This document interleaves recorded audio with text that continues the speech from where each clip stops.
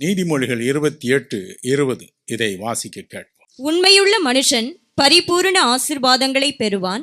ஐஸ்வர்யவானாகிறதற்கு தீவிரிக்கிறவனோ ஆக்கினைக்கு தப்பான். உண்மையுள்ள மனுஷன் பரிபூரண ஆசீர்வாதங்களை பெறுவான். நீங்கள் பரிபூர்ணமான ஆசீர்வாதங்களை பெறுவீர்கள்.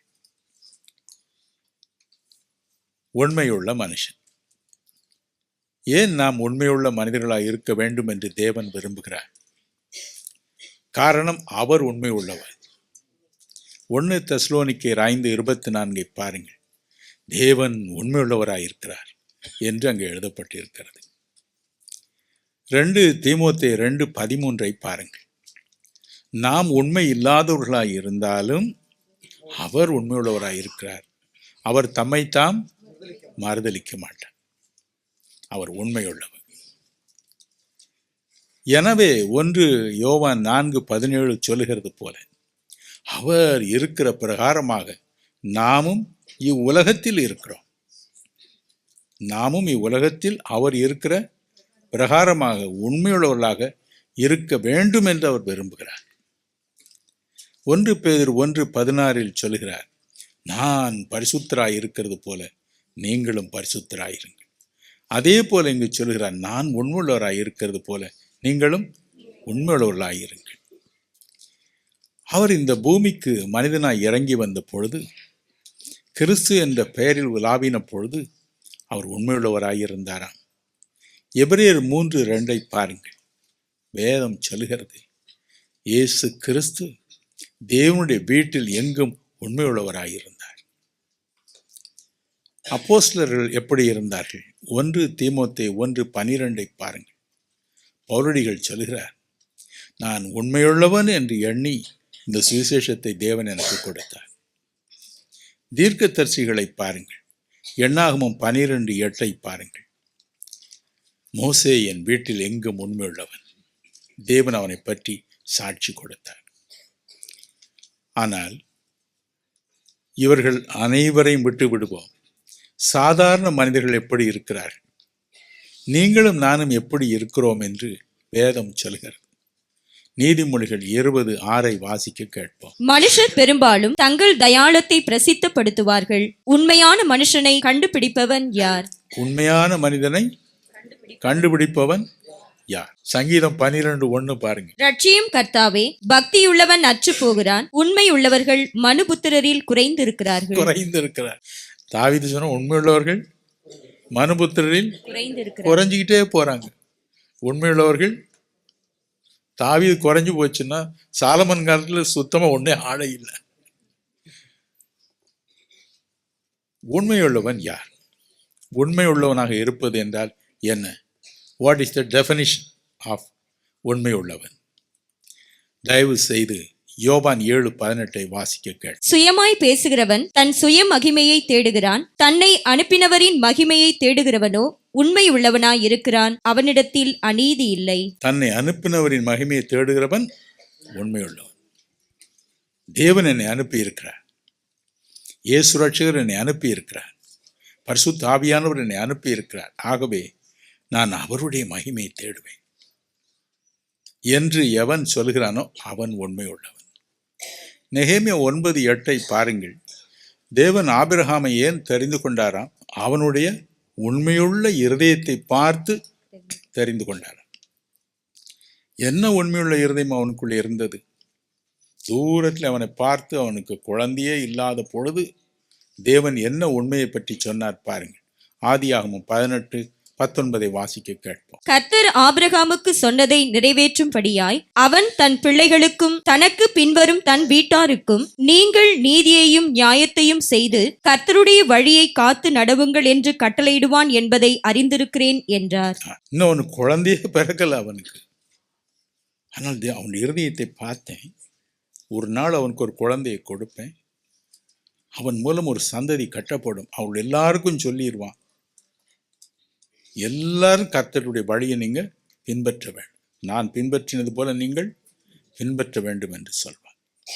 ஆகவே இந்த உண்மையுள்ள இருதயத்தை கண்டு தேவன் அவனை பரிபூர்ண ஆசீர்வாதங்களினால் நிறைத்தார். உண்மையுள்ள மனுஷன். ஆதியாகமம் 24:1 பாருங்க. 35 பாருங்க. உலக பிரகாரமாக அவனுக்கு இல்லாத ஒன்றுமே இல்லை. அதே சமயத்தில் யாக்கோபு 2:23 சொல்கிறது, ஏசாயா 41:8 சொல்கிறது, அவன் தேவனுடைய சிநேகிதன் என்னப்பட்டான். ஆன்மீக வாழ்க்கையிலும் பாக்கியம், உலக வாழ்க்கையிலும் பாக்கியம். நமக்கு இன்று பவுலடிகள் கொடுக்கும் கட்டளை என்ன? 1 கொரிந்தியர் 10:31 பாருங்கள். நீங்கள் புசித்தாலும் குடித்தாலும் எதை செய்தாலும் அதை தேவனுடைய மகிமைக்கென்றே செய்யுங்கள், அப்பொழுது நீங்கள் உண்மையுள்ளவர்கள் என்று தேவன் கண்டு உங்களை ஆசீர்வதிப்பார். நீங்கள் பாக்கியவான்களாய் பாக்கியவதிகளாய் இருப்பீர்கள். எதை செய்தாலும் அதை தேவனுடைய மகிமை, புசித்தாலும் சரி குடித்தாலும் சரி, எதை செய்தாலும் ஒரு பக்கம் உள்ளத்தின் ஆழத்தில் இது என்னை அனுப்பினவருக்கு மகிமையாக இருக்குமா, அவருடைய கட்டளைகளின் படி செய்கிற ஒரு காரியமாக இருக்குமா என்று உள்ளத்தின் ஆழத்தில் ஒரு கேள்வி எழுந்து கொண்டே இருக்க வேண்டும் என்று பவுலடிகள் சொல்கிறார். என்ன ஒரு அற்புதமான ஒரு உண்மையை தேவன் நம்மிடம் எதிர்பார்க்கிறார் பாருங்கள். நாமும் அதை செய்வோம். புசித்தாலும் குடித்தாலும் எதை செய்தாலும் நாம் அவருக்கு மகிமைக்கென்றே அதை செய்வோம். நம்முடைய அருமை இரட்சகர் உண்மையுள்ளவராய் இருக்கிறது போல, பிதாவாகிய தேவன் உண்மையுள்ளவராய் இருக்கிறது போல நாமும் உண்மையுள்ளவராய் இருப்போம். அப்பொழுதுதான் பரிபூர்ண பாக்கியங்களை நாம் பெற முடியும். உண்மையுள்ள மனுஷன் பரிபூர்ண ஆசீர்வாதங்களை பெறுவான். அப்பொழுதுதான் பெற முடியும்.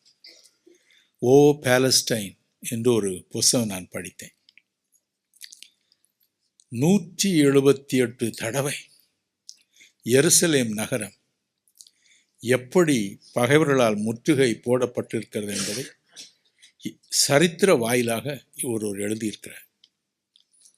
ஒரு தடவை அரபியர்களுக்கும், அதாவது பாலஸ்தீனியர்களுக்கும் யூதர்களுக்கும் பயங்கர சண்டை.